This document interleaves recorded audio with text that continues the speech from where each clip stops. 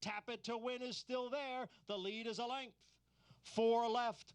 And Tiz the Law heads apart second and third with Nomadic in fourth. Dr. Post is on the extreme outside. Modernist is now making up a bit of ground. Then comes Max Player, Soleil Volante, and the field is at the top of the stretch, and there goes Tiz the Law now to take over. It's Tiz the Law in front in the stretch, and there's an eighth of a mile to the finish. Dr. Post moves up on the outside into second, but it is Tiz the Law, and the New York bred is going to win New York's Belmont Stakes, the first leg of the 2020 Triple Crown. Tiz the Law by 4 lengths over Dr. Post and Max Player, and the time for the mile and a furlong was 1 minute 46 and 2/5 seconds.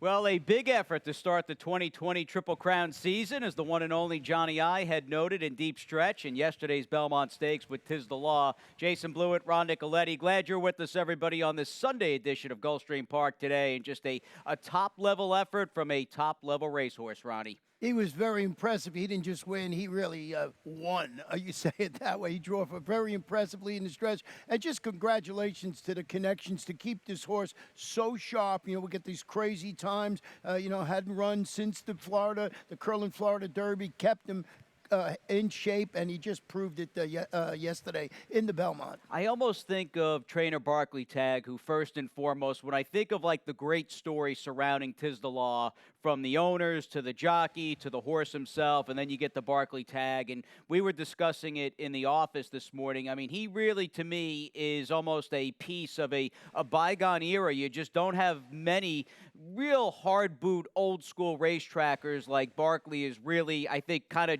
genetically made from. And to see him in his early 80s to get that last piece of his personal Triple Crown, that was pretty great, wasn't it? Yeah, and how great are Sakatoba Stables. You know, sticking with New York breds, getting Funny Side all those years ago, buying New York breds and coming back and winning the Kentucky Derby with it. So, the Belmont with it. So, congratulations, as I said, to all the connections. And I was telling you a cute story. A couple of years ago, I'm riding my bicycle on the back of the Saratoga backstretch, and I make a turn, and who's coming at me? Funny Side with Barkley Tagg when he became his pony. And I always remember that. It was the most amazing thing. And you talk about Manny Franco, and that's a good story. I've only heard it about 30 times since I moved here just about 3 years ago. But all kidding aside, Ron, I mean, you think about Manny Franco as we backtrack to the quarter pole or thereabouts, with him just having Tiz the Law in the perfect spot. I mean, to me, this is the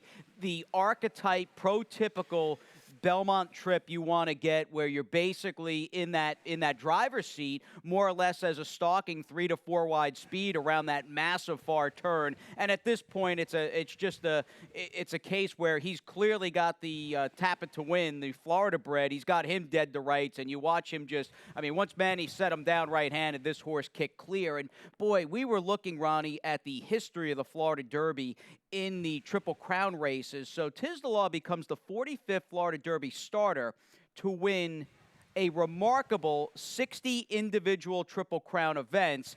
And how about this stat, Ronnie? Florida Derby horses have won 17 Belmont Stakes throughout time. It's just amazing. Like, you had the right word there, remarkable. When you look back and see the numbers, you know, that means we've got to see here in South Florida through the years some of the greatest horses that ever looked through a bridle and went on to win all those Triple Crown races. Now we move forward, and again, we'll set the table and the stage on this 11 race, fast and firm, Sunday afternoon. Happy Father's Day, by the way, to you and all the dads out there, including my dad. Yeah, the great Ricker, my pops, watching the show as he does daily up in Stewart, about 70 miles north of us here at Gulfstream Park, and love my dad a lot, and he's a great man, and you are too, Ronnie. We've got some business to take care of today here at GP. The weather's terrific. There's a lot of turf on the card and a couple of pick fives too, my friend. Yeah, the best thing up there, fast and firm. So we got turf racing throughout the afternoon, and of course we got the Rainbow Six. We had one single yesterday, getting a little shaky, but they did not hit it.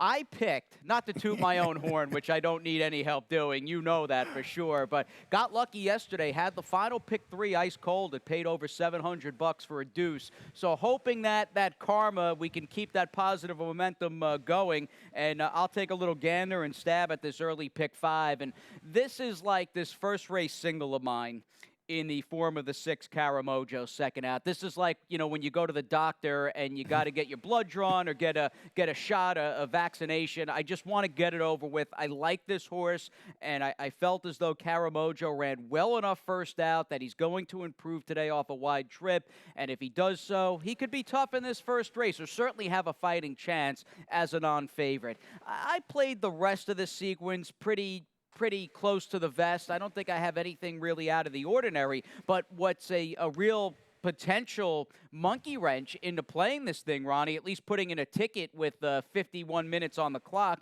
That second race, a group of 2-year-old filly Florida-bred maidens, it's a field just basically dominated by first-time starters. Yeah, so there'll be some guesswork there, but you go with Todd Pletcher, who's got a horse in there with Tamiami, and, Macy's home run from Mike Yates. Good first-out trainers, and that's the 2 you used. So I would do the same thing, actually. Oh, good. So you'd be 3-8-8-3 in that second race. Definitely. Yeah, well, I'll keep my fingers crossed there, and evidently some of these early will pay doubles. Todd's horse is a massive favorite. We'll see if that comes to fruition in about 55 minutes' time, but let's set sail with a 12-horse turf race to start the card, a $40,000 to $35,000 maiden claiming race, and middle of the pack is where I'm most comfortable in this spot. You already know I prefer the 6 Caramojo for the win, but I respect your top pick, the 5 Strong-Headed, who in a way, Ronnie, in fact, not in a way, in reality, he's got the best-looking turf form coming into this Sunday first. Yeah, 2 for 3 in the money on the turf, drops to this $40,000 level again. He rallied to finish third when they bumped him up against those $60,000 types last time out.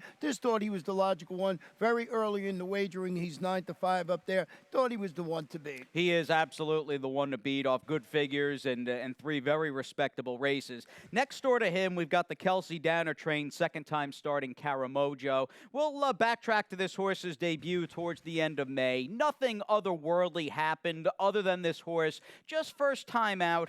In a race, he was sent off at nearly 15-1. He just endured and had to slog through a wide trip. We picked it up right around the quarter pole or so, and you could see him 4 wide. He'll lack a little punch, and he'll flatten out between horses in the final furlong. But as far as just a springboard-type effort, a race I would presume, again, he's going to learn a little something out of it, maybe be a little fitter and just a little bit better in his second start. I'm hoping those variables combine for just a stronger effort at crunch time for the 6 Caramojo. That brings us to the outside horse with the 12 Kittens Clown, who's got the connections. You've got Edgar riding for Mike Maker. I hate the post with this horse, Ronnie, just marooned all the way on the outside. We've actually seen just a couple of them win from those outside posts over the last couple of weeks. I'm going to show you a stat on Mike Maker. I like this stat. Second start, maiden claimers on the turf. He's 9 for 42. That's a 21%, 45% in the money. 227 is the return investment. His 21% win average is better than his normal first out, which is like about 15%. So it shows me that once these horses have a race, they run better. Got to deal with that outside post. As we, of course, deal with the main track, my friend, our opening dirt race on this Sunday Father's Day, June the 21st, is a Florida-bred 2-year-old filly maiden special weight that I think going into this thing cold like we're doing, I mean, making picks 2 days in advance, you're almost I guess, predisposition to maybe slant in the direction of the Todd Firster, the number 3, who you picked in Tamiami, and the 8 Macy's home run, who you've got second, and I have on top for trainer Michael Yates. I had pulled the recent workout courtesy of XBTV with Tamiami, who's a very modest-looking Florida-bred here when you consider the army of Todd Pletcher. And, in fact, Todd's got a first-time starter that cost over $2 million running later on this afternoon, that he's got this homebred filly by Rattlesnake Bridge. But seemed like a professional breeze, and just considering the source, where this filly's coming from, you got to go into this thinking she's going to be super live and very professional.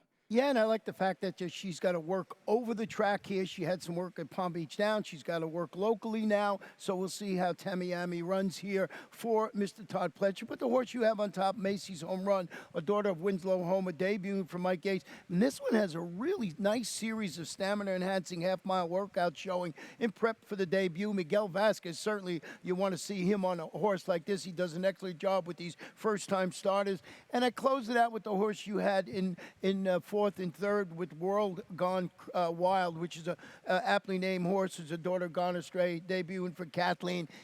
Not a great work tab, but it's Kathleen O'Connell. It is KO, and I guess speed is going to go a long way, perhaps, in determining who might be there. Certainly in that first spot at the end of the 5 furlongs, we'll see some guesswork to be had, even with the good barns in that second race. Back on the turf for the third, moving on to this mile and a 16th, 2 lifetime, 3-and-up filly and mare claiming race. Now, I am very much in the middle of the pack, liking a couple of JBMs, just broke maiden horses, one for Safi and Calentita, the Irish bred I picked by Rocca Gibraltar, who's 1 for 1 in Florida with Safi, and she does look good. You've got her in the second spot. You've got the 8 Zodiac Princess, so you're doing what I tried to do yesterday with Max KO. You're just going to try to speed pop this field? Yeah, stretching out to her best distance thus far. She's had 3 races with that one. She hit the board in 4 or 5 races at distances from 7.5 furlongs to a mile on the turf. I think she's the speed in the race. Calentita, as you mentioned, the Irish bred, figures in here because everybody in this race has been trying to get that, a second victory. Yeah. And she's one of the lightly raced ones. She's going to run well and close it out with the Tweety Nude stretching out for Monica Magui, who ran well up at Tampa Bay last time out. This is a race, though, aside from having your potential wire-to-wire, good-priced upset winner and my Safi horse off the maiden victory, to me, the 4 outside posts are basically comprised of 3 fillies that all are going to get bet and all have big chances. And I think that brings up a really interesting stat and conversation from post number 9 this afternoon with Caribbean Kitten, who's going to get bet for Bob Hess. She is coming out of a stall going a mile or over on the turf that is just 7 for 97. Then you've got Henny's Treasure, who's going from stall 10. She is coming out of a gate that's 5 for 80. And maybe in a way, most importantly, Ronnie, is Karenina, who you've got 4th capping your super. She drew in, but look at her post number 12, 2 for 39 here. Yeah, it's just tough to rim, but this is at a mile and over. I think at a mile and the 16th, it's just maybe got a little better chance to do it than if it's a flat mile. Right, fair enough. You do have an extra 110 yards or so, but still, that is a pretty big hurdle for 3 of those 4 outside posted fillies and mares in today's third race. Tennessee Cotton in post 11, she's the 12 for Kendall Condi. She's going to be a big price, but the other 3 horses are very much pieces to the puzzle, and yeah, we'll see if they work out good trips. Graphic looked really good, by the way. I like it a lot. Let's get back on the dirt for the 4th. Before we take a little time out in a couple of races. We've got a 10K 3-and-up maiden claimer, and in my eyes, Ronnie, and yours, the firepower, the very logical, shorter price firepower landed outside with the 8 Tony Small for Safi and the 9 O'Driscoll, who's probably the horse to beat for Victor Barboza. Yeah, Tony Small was really solid in defeat when he shipped down from New York and rallied to finish second. He was beaten at 3/4 of a length as the favorite for Safi, Edgar Zayas. But O'Driscoll is dropping a notch, responding to that big drop down last time out with the second place finish. These are the logical 2. I used the 1-horse Horoscopo. This is the sneaky horse in the race for me. This one now in the Mike Yates barn. He drops to this level on the main track. Boy, he faced tougher on both turf and dirt, while in Tommy Bush's barn, Miguel Vasquez rides.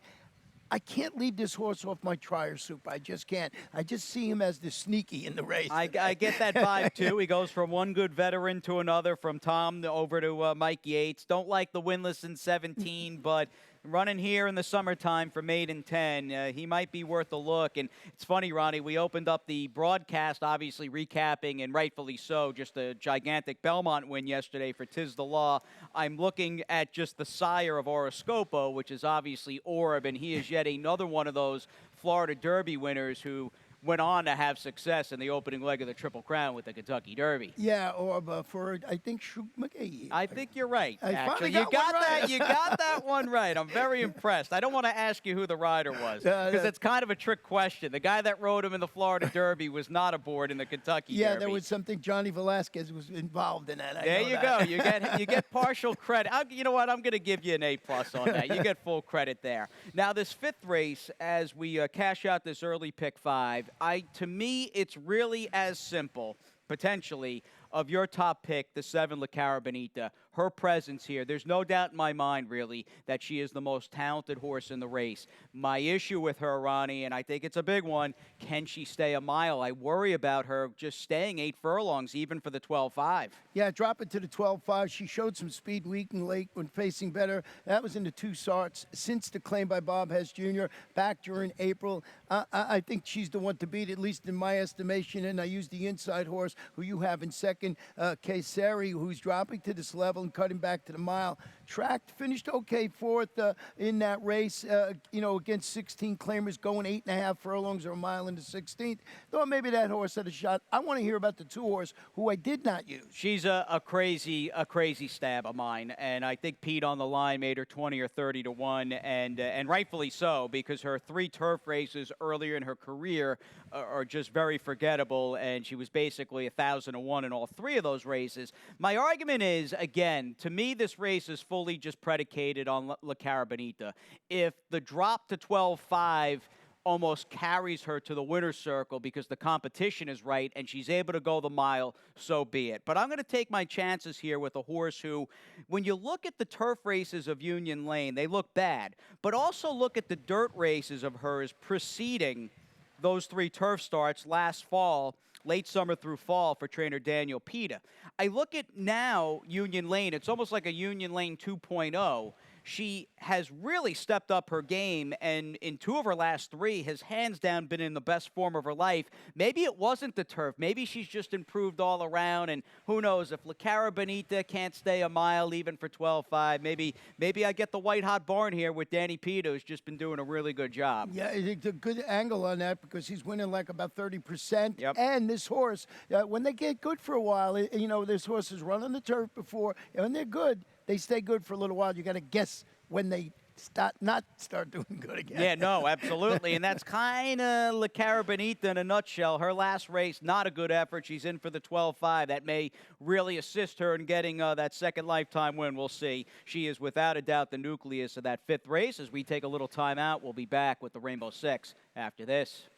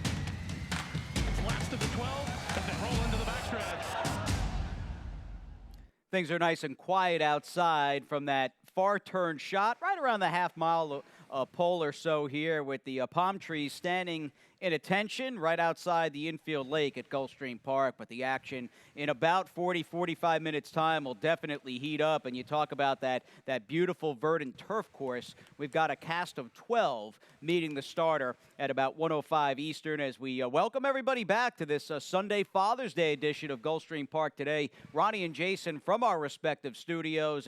And this is the part of the program, Ronnie, when things really start to heat up because we are chasing 300 Gs guarantees in this guaranteed rainbow. Yeah, $300,000 I mentioned at the top of the show. We actually had a horse alive yesterday with Christian Torres that wasn't, could have won the last race. Yeah, that horse wasn't like a 50 to 1 shot. Yeah, You're right. So it was sort of shaky, but $300,000, and I got a ticket today, $48.60. Now we're starting off race number 6, and there's a horse in here, Tatouise. You're going to hear a lot about $2.5 million.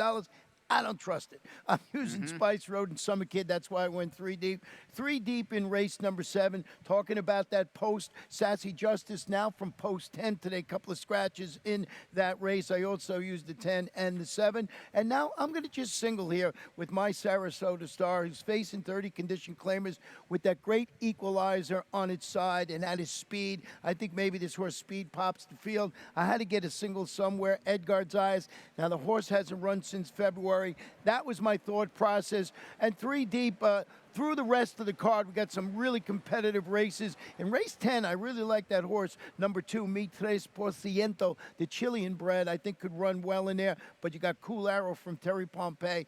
So 48.60. It's all about race number 8, as you were talking about. I'll pull the Band-Aid off if I make it to that level. Yeah, rip it off, my friend. That'll be halfway home in this $300,000 guaranteed jackpot rainbow sequence, where it's just looking at this launching pad at about 2:40 Eastern and coming up on this 3-and-up maiden special weight on the dirt. It's just not every day you're going to run across a horse, no matter the age you're dealing with, that cost over $2 million. In this case, when I got up to the 6 Tatouise doing the work on this card last Thursday night and a Friday morning, Ronnie, I mean, my eyeballs nearly popped out of my head seeing that purchase price at $2.5 million. Yeah, and 4-year-old starting its career, 4-year-old here in South Florida for Todd Pletcher, who had a multiple win day yesterday. Steady morning work, Tab.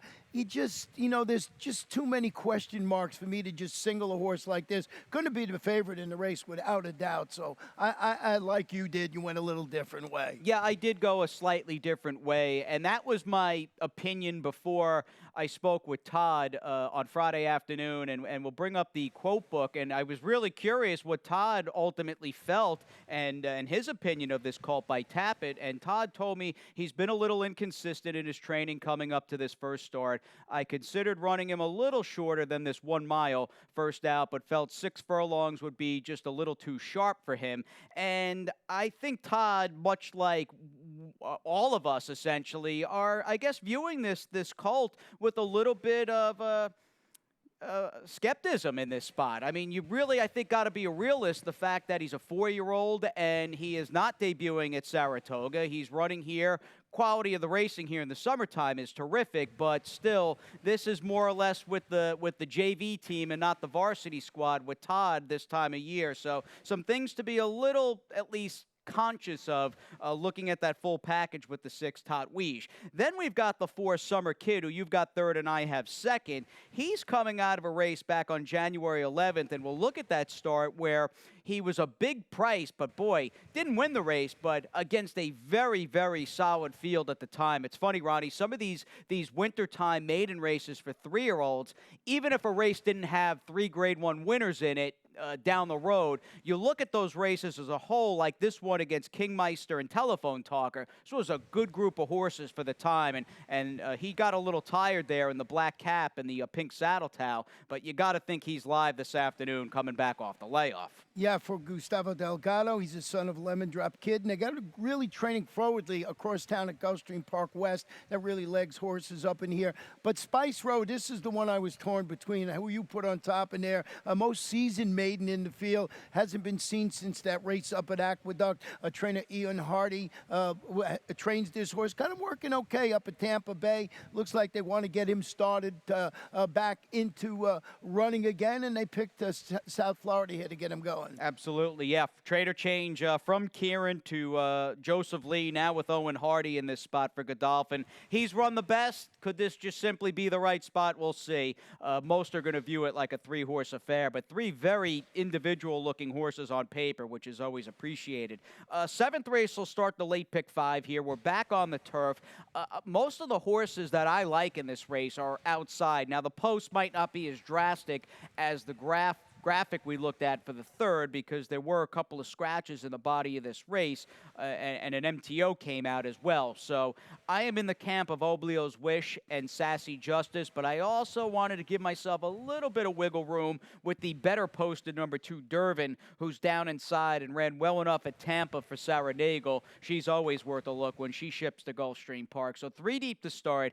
Ronnie's got his single housed in the 8th race. He stood alone with the 4, My Sarasota Star, who's one of 3 I have there. My single, Ronnie, meanwhile, comes in the form of the 9th race, and just trying to keep the pedal to the metal with Carlos David, who's sending out a horse that I like in that spot in Senseless Drama, who's just far, far, far better on the turf. And in a way, his first time Carlos David, because this filly's last race got rained off the turf when she was making, I guess, her technically first start for the barn.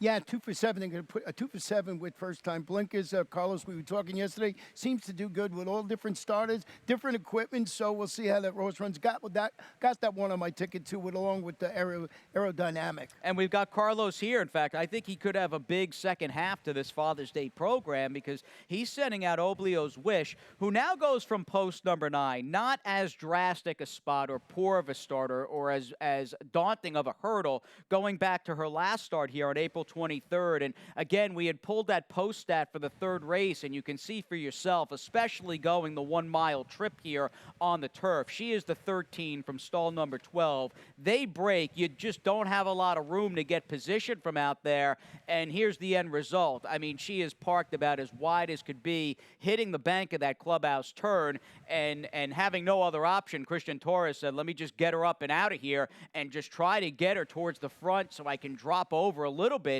and save some ground. In the end, though, it was still a 3 to 4 wide slog through this entire race.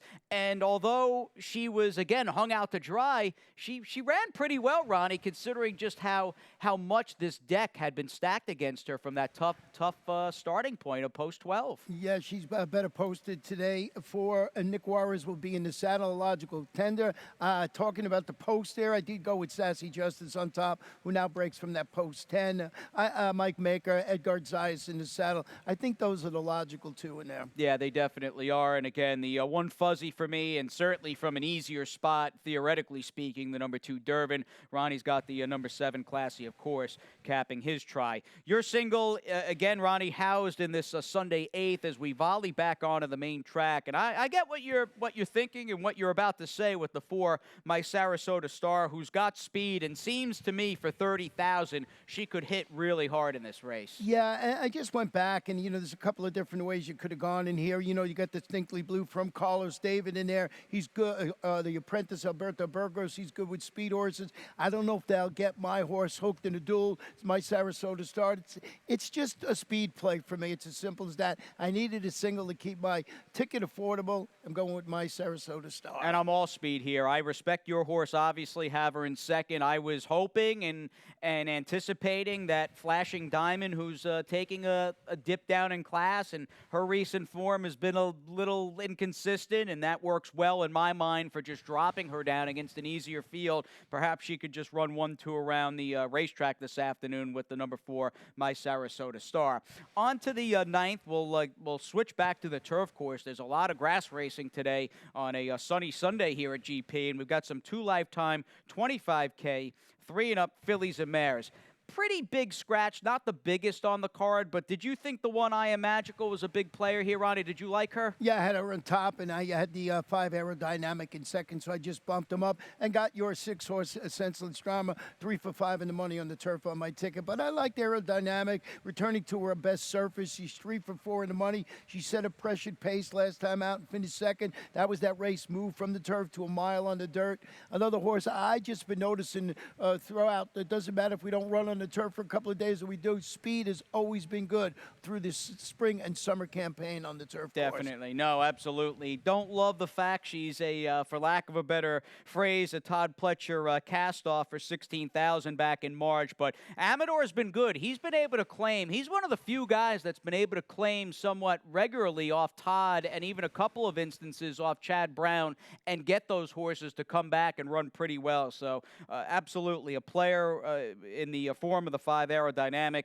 Like I said, I'm viewing the 6 Senseless Drama, who I really like in this race, as a first-time Carlos David trainer change coming to Gulfstream Park because her last race was rained off, and we'll see what happens there in the 9th. 10th race is a fascinating race. This will go as the Sunday feature, in fact, on this Father's Day, and also serves as our final dirt race on the program.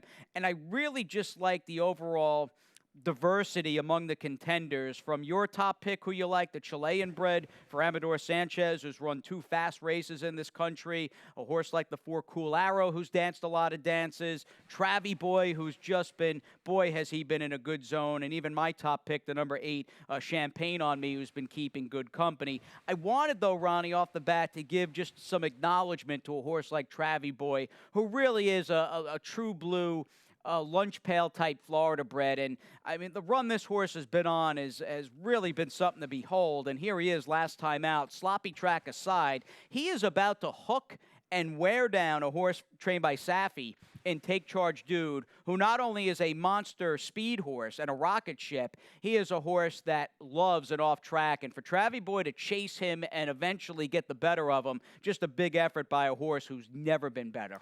Yeah, I mean, he's getting a little bit of a class check this afternoon, but I think he's going to run well. Got him on my ticket, especially showing that race there on the off track in there. I just was so enamored with this horse today, and I don't know why. And I just thought that the number 2 Mitres Posiento has run exceptionally well since arriving from Chile, and that was my thought process. The exception to the norm drops to this level again of 62,500. Followed his score at this level in distance, comes back, and he runs 5th behind really hard-knocking Fast Pass in that 75 optional claimer, along with the 4 Cool Arrow you have in second. And I just think that horse is going to take a positive step forward today. Now, in the case of the 4 Cool Arrow, there's something about Mitres Porciento for me. I just don't fully trust him, but I can't argue with anything you said. He's coming out of perhaps the toughest last out field and only got beat the 2 lengths there. And speaking of 2s, this is the second go-round with trainer Terry Pompey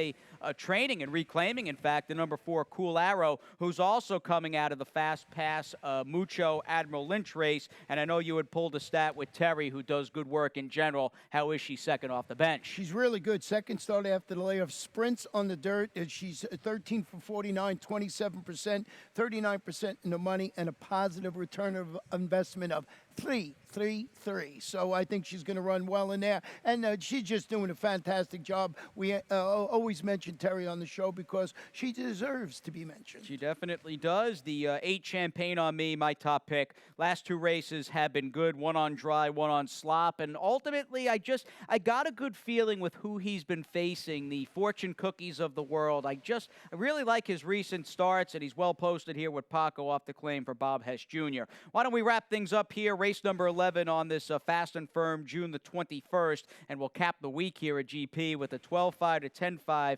maiden claimer. The Bee and Cone horse that scratched out of, I think, the 9th race was a big scratch, but to me, the biggest absence on this card that completely changes the entire dynamic of this race is the absence of the 8 Sydney's Treasure, who I think was going to be a clear favorite and a horse I thought would be ultimately very hard to beat. Yeah, I had that one on my ticket. I did go with Cherokee Sound. Now has her claiming tag carved in half. Makes her first start. She got beat in nose against those 25 maidens. That was back in April. Wesley Ward got journeyman Eduardo Nunez, who does a lot of work for him in the morning riding his horse this afternoon. Wesley likes to spread it around, too, doesn't he? Yeah, he does. He loses all riders, as you talked to Mr. Pino yesterday. And Eduardo, if you're from South Florida and you spend any time at the Gulfstream Park West, the former Calder, Eduardo Nunez, the leading rider all time. It's incredible. At Calder. Nuts. You told me that, and I was a little incredulous because, the glory years of Calder and GPW before I arrived in Florida,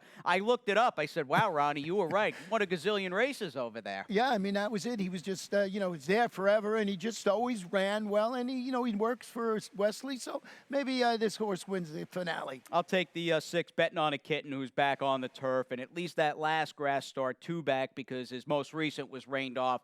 Big step in the right direction for trainer Joe Orsino as we, Ronnie, myself, all of you, we take a step in the right direction. In fact, we're going up. Pete Aiello standing by with those Father's Day scratches and changes.